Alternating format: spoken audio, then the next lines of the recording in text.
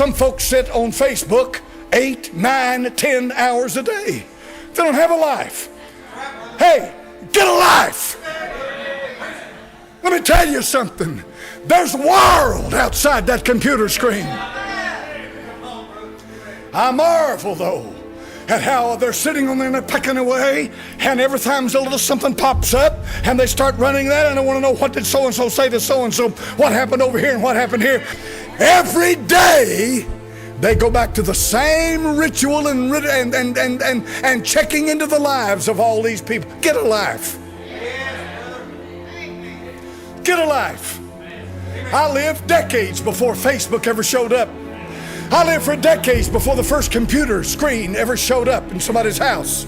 I lived for decades without an iPhone. I lived for decades without any of that stuff. And you know what? We lived better then in so many ways than they do today. These kids today are zombies. Amen. You know why?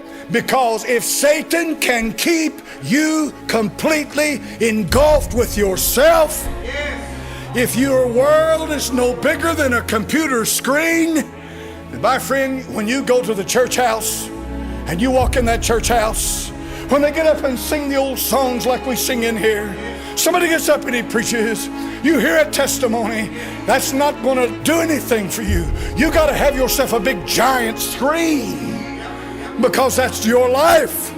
Your world is not reality. Your world is a screen. Now, some of you are mad, and I'm telling you the truth.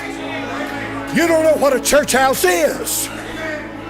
You've never been to an old country church where they got a pot-bellied stove sitting right out in the middle of it, and they got a mourner's bench in the front down here, and they got wooden pews in there, and they don't have any air conditioning, and people come in there, and they get down on their knees, and they start praying to God, and God starts saving people, and there ain't no screens, folks. It's a real world that they're living in.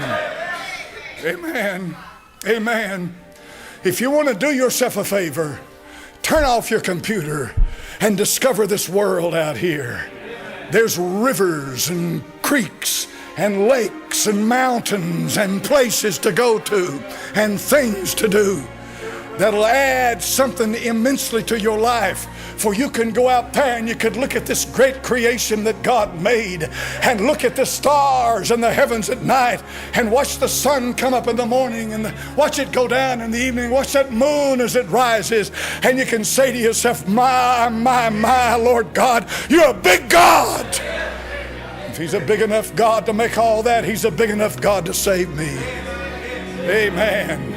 I told you the other day when I went down to South Carolina, and I walk out there and I look at that beach and I look at that huge ocean out there in front of me. And there's no way that one man can take in the immensity of what I'm looking at. But there's nothing but water as far as the eye can see. There's nothing around here like that. But you look at that and you say to yourself, my goodness gracious, if he simply spoke that into existence, let there be, he said, my, he could sure save my little old soul. Amen.